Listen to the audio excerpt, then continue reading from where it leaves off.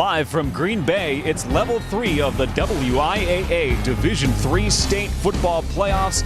Tonight, the Spartans of Luxembourg-Casco visit the Tritons of Notre Dame Academy. So glad to have you with us this evening, along with my partner Dick Napinski. I'm Patrick Reed. Luxembourg-Casco 11-0, an upstart program. They have been led by the fantastic play this season of their quarterback, John Depre. Oh, what a season he's had. More than 1,600 yards running, 16 touchdowns through the course of the year. Sensational athlete, and really somebody that Notre Dame's going to have to game plan for because he is so dynamic out there on the field. Depre is a threat all over the field. 27 all-purpose touchdowns this season for the senior quarterback. Notre Dame was the Division III state champion a season ago. They have fine play in their backfield as well. Nate Eilenfeld, the senior running back. Indeed they do. What a dynamic player. Offensive player of the year in the conference. More than 20 touchdowns on the year, 1,800 yards for him. He is someone who brings that dimension of the run game, speed, power through the line. It's going to be tough for the Spartans to stop. You're a little bit anxious. Emotions running high. You get that adrenaline flowing here. You're at Division III, the quarterfinals. And if you're Notre Dame, you want to send John Nowak out in a big way. Imagine a second straight state title, but a lot of business to take care of between now and then. Notre Dame experienced winning this time of year. State champions a season ago over Catholic Memorial. Santaga to the left, caught by O'Connell. He is to the 35-yard line of the opposite sideline. It's going to be another first down for the Tritons, and what a good pattern this time. Low snap, and you have to be careful with that. Santaga can't drop to a knee or the play would be dead, but Quinn Snyder ran the deep pattern that time, drew the defensive backs back. They went with that, and then running underneath there, O'Connell could simply step out to the flat, get the catch, easy first down. They'll call it the 37-yard line, a pickup of 12 on the pass play to O'Connell. Second completion of the drive for Santaga. This time we'll keep on the pitch. Trouble on the pitch. Picked up. Luxembourg-Casco has it at the 46-yard line. Koisman leaping on that one, but he was just the beneficiary of that entire play. What a great job by the Spartans disrupting that play right from the beginning. They faked to Eilenfeld going left, and then it just didn't work out at all.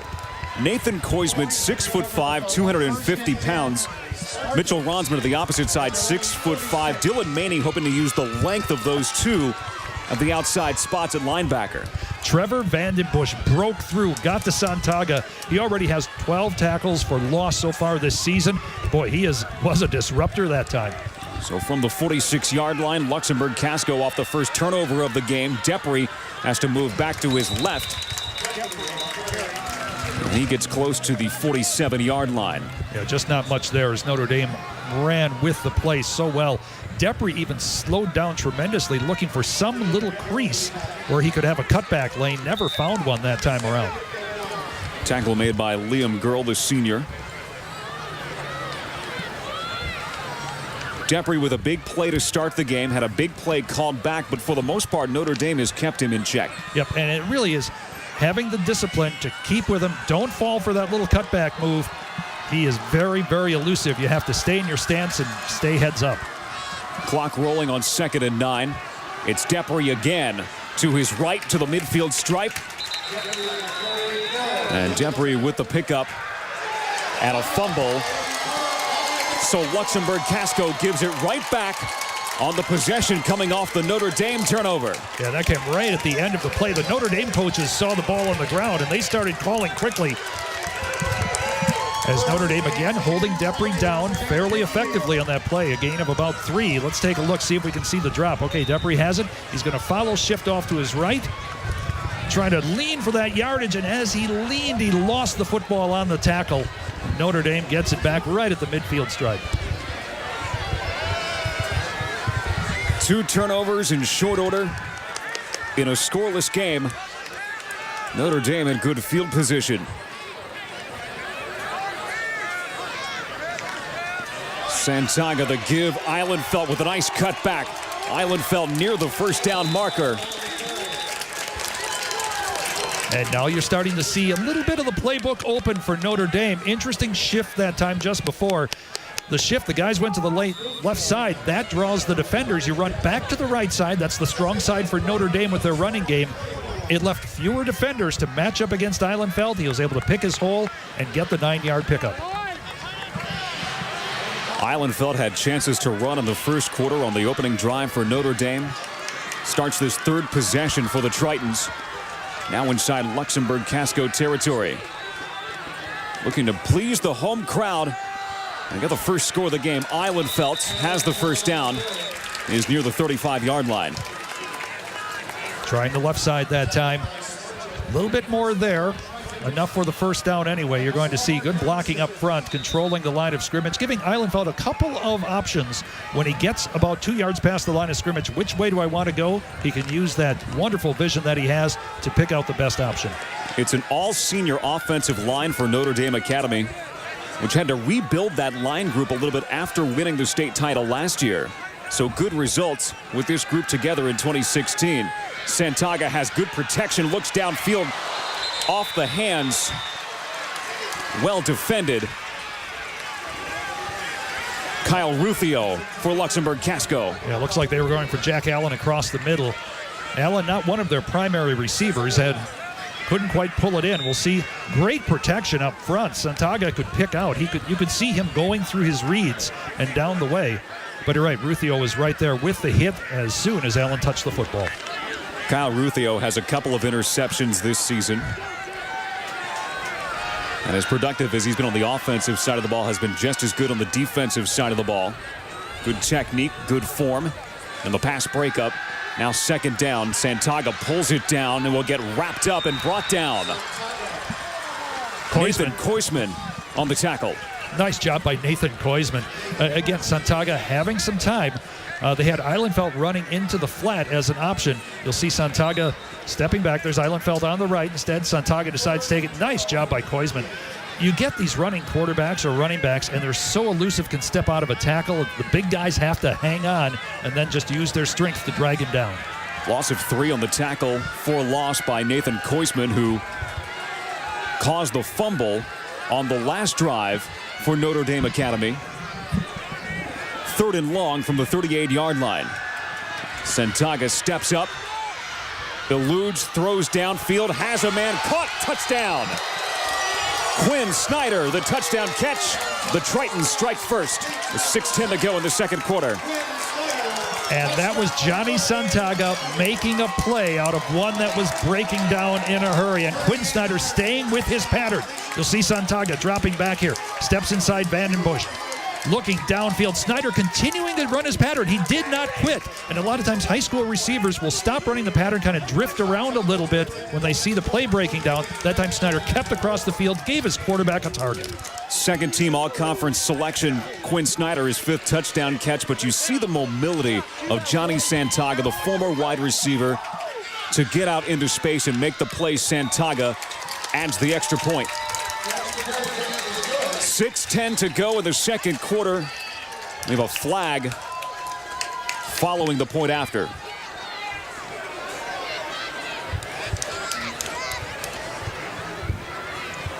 And a personal foul, tripping on the offense. It'll be retry, 15 yards retry. Let's go, man.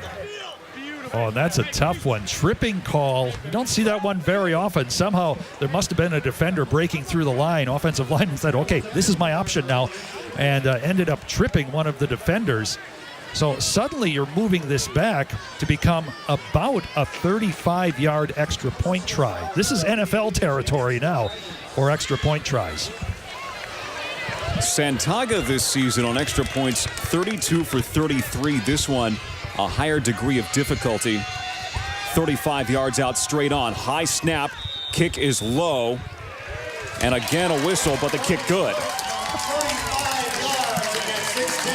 It doesn't matter how high. It gets through the goalpost. It gets through the goalpost, and it counts for 1. And nice job, Santaga, keeping his focus on there, and especially the holder pulling it down. I believe that might have Jack Allen pulling that down, because that was a dangerous snap, and he made the best of a potentially very bad situation. Santaga, the fine long extra point after tossing his 18th touchdown of the season. Saturday at 7 o'clock, Time Warner Cable Sports Channel presents Catching Excellence, a documentary on the relationship between Vince Lombardi and Bart Starr that produced 5 championships, only on the official cable channel of the Green Bay Packers, Time Warner Cable Sports Channel.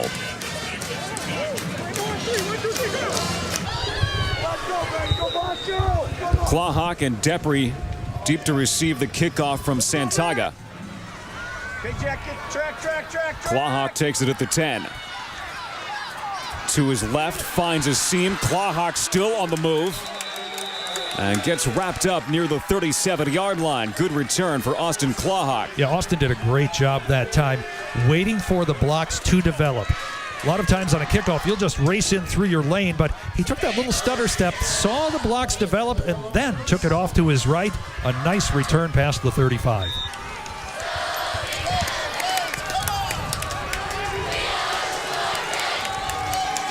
Luxembourg-Casco.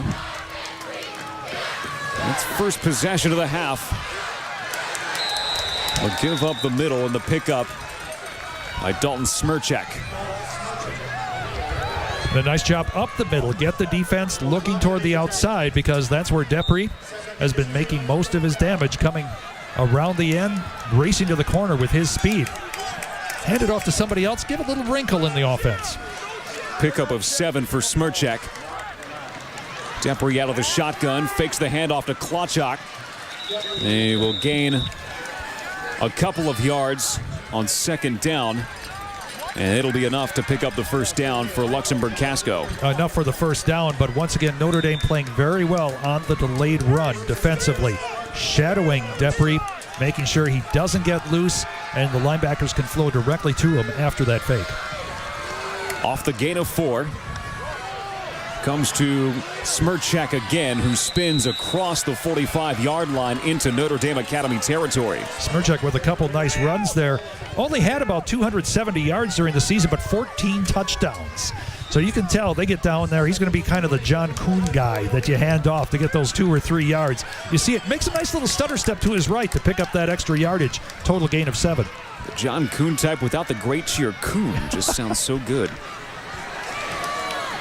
Depre pulls it down and off to his right to the sideline. So now Luxembourg-Casco starting to kick it into gear on the ground, where they have performed so well this season, averaging nearly 300 yards per game. Yeah, and you saw some spirit out of that Luxembourg-Casco sideline for the first time in quite a while. And also Depre able to use a straight ahead, that straight quarterback run that time, picking up the first down. Gain of 9 for Depre. Smirchek once again. He's starting to heat up and gets near the first down marker. Yeah, Smirchek is another senior. Get me the ball. I'm going to try to carry the team on my back a little bit and give Notre Dame a different look on defense instead of flowing all the time to Depre or to Clawhawk.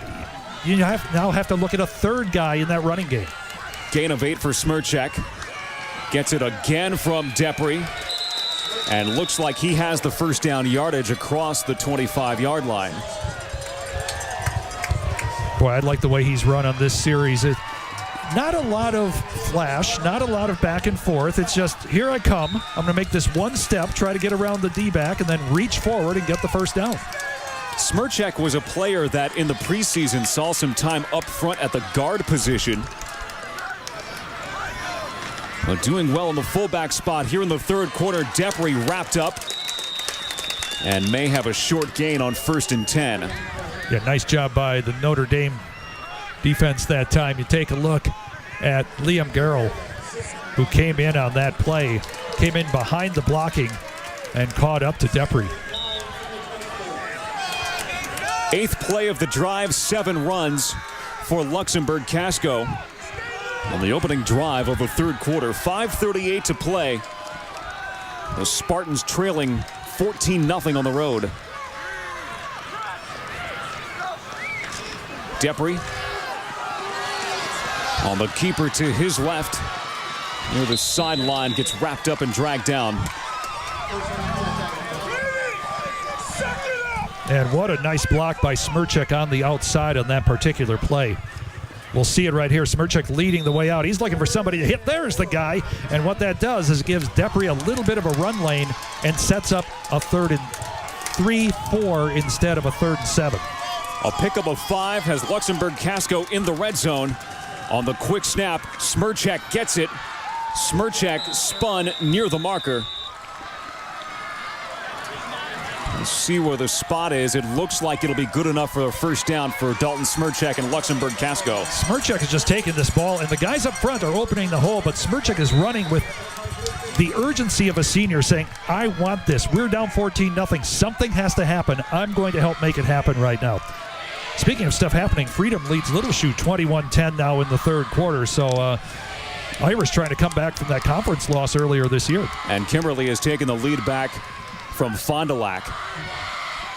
As well, in playing the 3rd quarter, Depre pulls down the high snap. And Depre at the line of scrimmage stood up. Clayton Lasowski in there did not fall for any of the gimmicks in the backfield. Just chased after the quarterback that time, made the play. Lasowski and Danny Stewart on the tackle for Notre Dame Academy on first down. See Danny Stewart playing with that arm injury. He's got the cast on his left hand, but still playing very strong linebacker, another senior.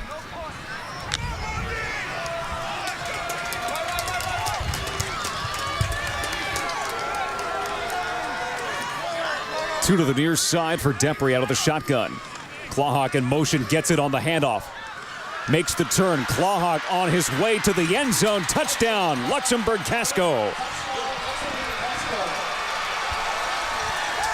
12 plays, all runs on the opening drive of the 3rd quarter for the Spartans. Clawhawk did the running, but watch some of these blocks on this play. Here you go. Smirchek's going to be out there. He's leading the way, escaping the tackle. There's the big block right on the outside. That gets the opening, and that is all that Austin needs to run up and pick up his 9th touchdown of the year. Clawhawk has had a nice night for Luxembourg-Casco. Larson on for the extra point. 90% on his point after attempts this season. And Sam Larson makes it a 14-7 game, but there's a flag on the field. So it looks like the Spartans will have to re-kick. That might be a hold, Patrick. If it does, it'll march it back, and suddenly it's not a sure thing. That extra point kick that we saw a little bit earlier, it was just on the right side, and the missed field goal, of course, back in the 1st quarter. On the try, 10 yards, retry. Yeah, we saw in the 2nd quarter Johnny Santaga, after a 15-yard foul on the point after, make it from 35.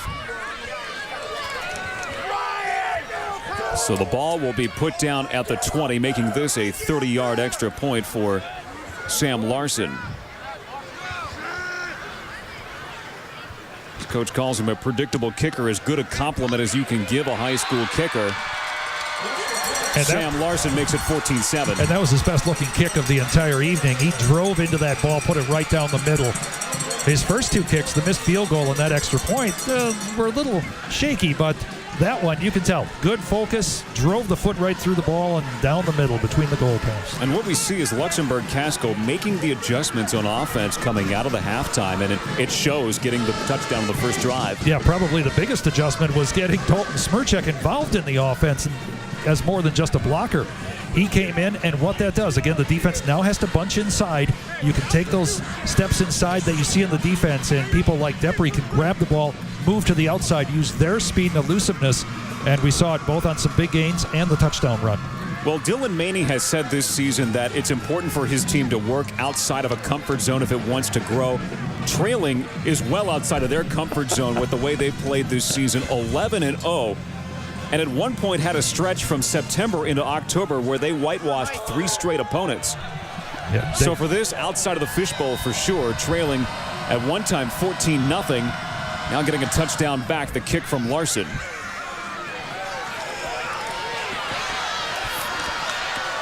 On the return,